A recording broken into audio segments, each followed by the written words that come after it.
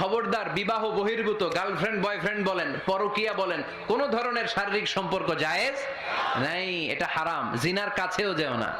এখন আমরা বললাম আল্লাহ জিনার কাছেও যদি না যাই তাহলে যৌন চাহিদা মিটাবো কি করে? আল্লাহ বললেন জিনাকে হারাম করেছি, অল্টারনেটিভ বিয়ের জায়েজ করে দিয়েছি।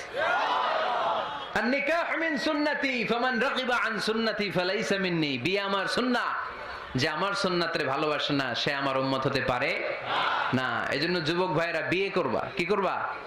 বিয়ের চেয়ে কোনো ভালো কাজ পৃথিবীতে হতে পারে? আমরা গার্লফ্রেন্ড বয়ফ্রেন্ড মানি না। আছে নাকি এদিকে কারো? আছে? আছে না? না, ওই যে কত বড় সাহস, হাত তোলা আবার দুই একটা।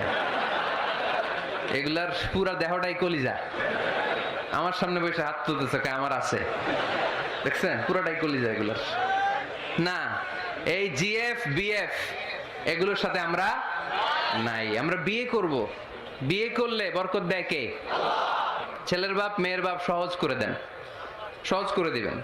কালিয়ারা না, কালিয়ারা, কালিয়ারার ছেলের বাপ মেয়ের বাপ যারা আছেন সহজ করে দেন।